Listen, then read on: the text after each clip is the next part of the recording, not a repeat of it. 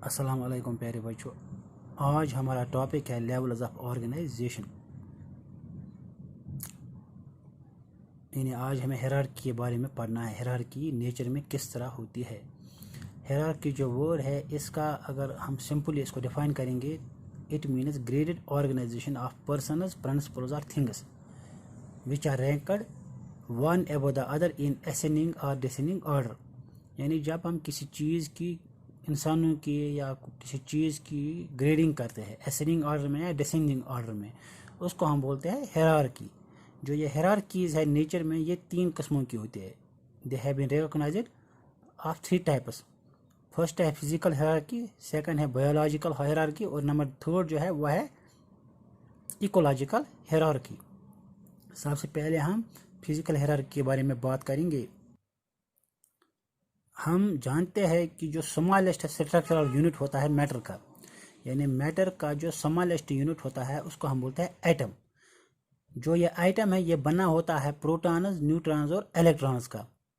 ठीक, यही पार्टिकल्स यानी प्रोटॉन्स, न्यूट्रॉन्स और इलेक्ट्रॉन्स जब ये किसी स्पेसिफिक तरीके से कंबाइन हो जाते हैं इन ए पर्टिकुलर वे, तो ये बनाते हैं एटम या आइटम्स। फिर जब items, different kind of items combine हो जाएंगे तो फिर बनाएंगे कंपाउंड्स। अगर एग्जांपल हम आइटम्स की देखेंगे, कार्बन आइटम है, हाइड्रोजन आइटम है, ऑक्सीजन आइटम है, तो ये एग्जांपल हो सकते हैं जो भी हमारे पास मेटल्स और नॉन मेटल्स है यानी एलिमेंट्स है। या हम यूं भी कह सकते हैं कार्बन आइटम, कार्बन एलिमेंट अपना आइटम बनाता है, इसी तरह से ऑक्सीजन एलिमेंट अपना आइटम बनाता है। जब ये अलग अलग आइटम्स कंबाइन हो जाएंगे तो बनाएंगे लार्जर एक यूनिट, उसको हम बोलते हैं कंपाउंड।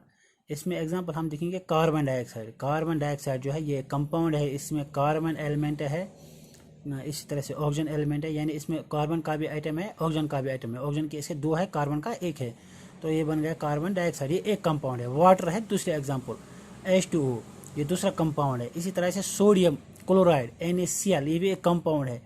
तो जब different kinds of items combine हो जाएंगे तो वो बनाते हैं कंपाउंड। फिर जब different kinds of compounds combine हो जाएंगे तो वो बनाते हैं फिर कम्प्लेक्सेस ऑफ कंपाउंड, या उनको हम बायोलॉजी में, लिविंग वर्ल्ड में बोलते हैं ऑर्गेनेलिज। यानी जब बहुत सारे कंपाउंड्स आपस में मिल जाएंगे तो वहाँ बनेंगे organelles.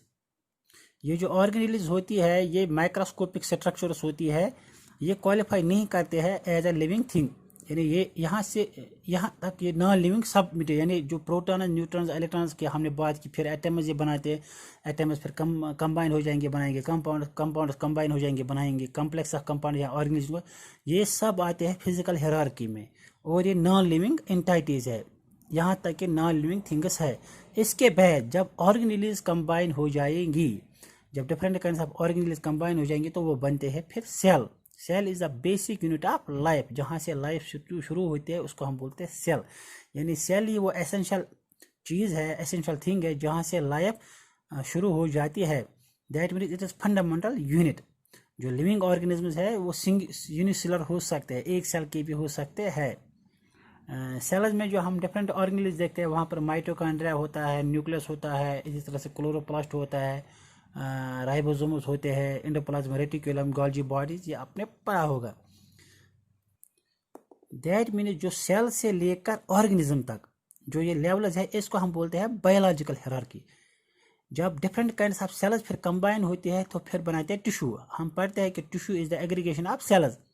When different kinds of cells combine together they form tissues. फिर टिश्यूज की अगर पहले हम सेल की एग्जांपल देखेंगे, सिंगल सेल्स में बहुत सारी एग्जांपल्स है।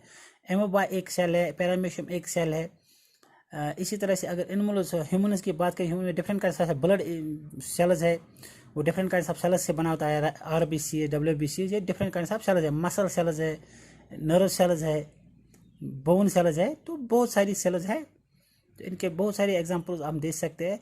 फिर सेल्स जब कंबाइन हो जाएंगे तो वो बनाते हैं फिर टिश्यूज़। टिश्यूज़ में एग्जांपल आपको पता है, ब्लड एक कनेक्टिव टिश्यू है, इसी तरह से नर्व टिश्यू है, नर्व सिस्टम में एपिथेलियल टिश्यू है, स्क्वेमस टिश्यू है, तो बहुत सारे टिश्यूज़ फिर हो जाते हैं। जब फिर different kinds of tissues combine हो जाएंगे फिर बनाते हैं वो ऑर्गन। ऑर्गन्स अगर हम इंसानों की बात करेंगे, हार्ट एक ऑर्गन है, किडनी एक ऑर्गन है, लिवर एक ऑर्गन है, पेनक्रियाज एक ऑर्गन है, इस तरह से ब्रेन जो है ये एक ऑर्गन है। तो डिफरेंट काइंड्स ऑफ ऑर्गन्स हम देखते हैं। फिर जब डिफरेंट ऑर्गन्स कंबाइन हो जाएंगे तो फिर बनाते हैं वो ऑर्गन सिस्टम। फिर ऑर्गन सिस्टम जब कंबाइन आपस में हो जाएंगे तो वो बनाते हैं कॉम्प्लेक्स ऑर्गेनिज्म। इसको हम बोलते हैं बायोलॉजिकल हायरार्की। अब यहाँ ऑर्गेनिज्म आ गया। जो ऑर्गेनिज्म है इसको हम डिफाइन कर सकते हैं, it's a living unit in nature. That means जो लिविंग यूनिट होता है नेचर में वो ऑर्गेनिज्म है। इस ऑर्गेनिज्म की एक अपनी खासियत होती है। एक खासियत यह है, ये स्मॉल भी हो सकता है, लार्ज भी हो सकता है, ये यूनिसेलुलर भी हो सकता है और मल्टीसेलुलर भी हो सकता है। जो ये ऑर्गन है इसके डिफरेंट पार्ट्स है, लाइक इसमें ऑर्गेनेल्स है, इसमें सेल्स है, इसमें टिश्यूज है, इसमें ऑर्गन्स है, इसमें ऑर्गन सिस्टम्स है। This all are organized in a functional whole. That means जब ये सब कंबाइन हो जाएंगे फिर ये एज ए यूनिट फंक्शन करते हैं। इनमें से अगर एक चीज़ को हम बाहर निकालेंगे तो ये सर्वाइव नहीं कर पाएगा। इसी तरह से और एक खासियत इसमें है, ये ग्रोविंग है, ये हमेशा ग्रो करता है, सेल्फ रेगुलेटिंग है। इस तरह से रिपेयर इसमें हो जाता है, रिपेयरिंग जिसको हम बोलते हैं सेल्फ रिपेयरिंग। तो ये क्या कैरेक्टरिस्टिक फीचर्स इसमें है। इसी तरह से इस और जो इंडिविजुअल ऑर्गेनिज्म्स हैं इनका एक अपना फिक्स्ड लाइफ स्पेन होता है। वेल ऑर्गेनाइज्ड लाइफ साइकिल इनमें होता है। लाइफ साइकिल में हमें पता है क्या है, पहले बर्थ होती है यानी बिगनिंग, फिर ग्रोथ, फिर मैच्योरिटी, फिर ओल्ड एज, उसके बाद लास्ट में डेथ। यानी ये इसका एक अपना लाइफ स्पेन है, फिक्स्ड लाइफ स्पेन। जो ये ऑर्गेनिज्म्स हैं ये अराइज हो जाते हैं प्री एग्जिस्टिंग ऑर्गेनिज्म्स। यानी अगर हम किसी लिविंग थिंग को देखेंगे, जैसे ह्यूमन बींग्स है, ह्यूमन बींग्स आएंगे कहाँ से ग्रो हो जाएंगे, जो ऑलरेडी लिविंग और ह्यूमन बींग्स प्रेजेंट होंगे उन्हीं से फिर जन्म लेंगे। के बाद जो नेक्स्ट लेवल है ऑर्गेनाइजेशन में, हायरार्की में, या हम बोलते हैं लेवल्स ऑफ ऑर्गेनाइजेशन में, वो है पॉपुलेशन। जब डिफरेंट काइंड्स ऑफ ऑर्गेनिज्म्स एक ही जगह में रहते हैं, यानी a group of individuals of the same species living together in a common area at a particular time, that forms population. ऐसा कुछ इतना वनित कि अलग अलग इंडिविजुअल्स छो एक ही स्पीशीज यम रोजान एक जाय यकजा रोजान कुन कॉमन एरियास मज तथ वन पॉपुलेशन। अथ मा हेको एग्जांपल हुनन हंस पॉपुलेशन, पंजन हंस पॉपुलेशन। इसी तरह से हम ले सकते हैं जो कैट्स हमारे कैटों की पॉपुलेशन। इस तरह से इंसान रोजान पे खास पर्टिकुलर एरिया तो वो इंसान हंस पॉपुलेशन गो अकिस एरियास में हेकन वारियान कस्मन हंस पॉपुलेशन असित। इसका अगर इस पांडच एग्जांपल दो, पांडस में फ्रागस वारिया फ्रागस गई तत फ्रागन हंस पॉपुलेशन अख। इथे कन तत वारिया वाटर प्लांटस गो तमन वाटर प्लांटन हंस पॉपुलेशन तत। या तत हेकन फिशेस असित, गाड़ हेकन असित, गार्डन हंस पॉपुलेशन। या हेको वन different population of the same species. हेको इत वन सेम काइंड ऑफ ऑर्गेनिज्म। इंसान अड़ इंसान रोजान हंदवार, यह गई हंदवार पॉपुलेशन। ब्या अड़ रोजान कोपार, तो सह गई कोपार अड़ रोजान पहाड़ी इलाकन में, तम गई पहाड़ी इलाकन पॉपुलेशन। गो इंसान डिफरेंट पॉपुलेशन आसान मगर एक स्पीशीज तथ वन लोकल पॉपुलेशन। पत अलग अलग पॉपुलेशन पान रलन यम बनावन ब्या लार्जर यूनिट ब्या हायरार्की ऑर्गेनाइजेशन में तथ वन बायोटिक कम्युनिटीज। यानी बायोटिक कम्युनिटी क्या गो, बायोटिक कम्युनिटी गो ये अकिस एरियास में डिफरेंट काइंड्स ऑफ पॉपुलेशनस आसान रोजान अलग अलग ऑर्गेनिज्म तमन वो बायोटिक पॉपुलेशन। बायोटिक कम्युनिटी हेको पत कंप्राइज कर हेकन 3 कम्युनिटीज। आ गई एनिमल हज कम्युनिटी, यानी कत जानवर रोजान कुछ खास एरिया में। इथे कन प्लांटन हज कम्युनिटी, इथे कन माइक्रो ऑर्गेनिज्म कम्युनिटी। एनिमल मा सारी एनिमल अच्छे पत स्पेसिफिक अच्छे इंसान ती, अच्छे जानवर ती, अच्छे जंगली जानवर ती, अच्छे बकी बकी एनिमल्स ती।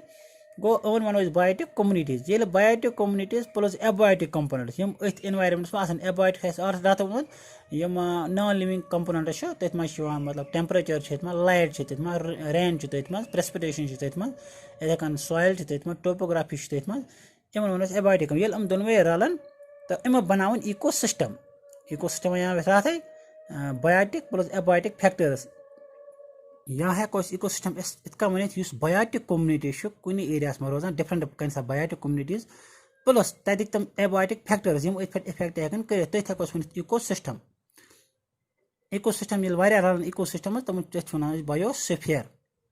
इको सिस्टमस तेल आसान 2 कंपोनेंट्स। आ गई बायोटिक कंपोनेंट्स बे गई abiotic components. Biotic one biotic community तो एबायोटिक गई एबायोटिक फैक्टर्स। तम वो तो यम इको सिस्टम हेन दो कस्मिक नेचुरल तो आर्टिफिशियल तो नेचुरल मज पान नेचुरली बन कुछ लेक नेचुरल लेक इथे कन स्ट्रीम कुछ जाए अत रोजान अत इको सिस्टम तम गई नेचुरल इको सिस्टम आर्टिफिशियल मतलब गो एक्वेरियम निश यथ मज गाड़ थवान तथ मे different kinds of plants fishes microorganisms सह गो आर्टिफिशियल इको सिस्टम या शिप पकान तथ मे प्रथ कुन एनिमल्स प्लांट्स या ह्यूमन बींग्स तो सह गई आर्टिफिशियल इको सिस्टम ये पे different kinds of ecosystem पान कंबाइन गसन तम बनावन बायोस्फीयर यम different kinds of ecosystem पूरे वर्ल्डस मज तम ये रलन बे सारी बाकी फैक्टर्स तम रलन पान तम बनावन बायोस्फीयर अस पता अथ मे एटमॉस्फेयर हाइड्रोस्फीयर बाकी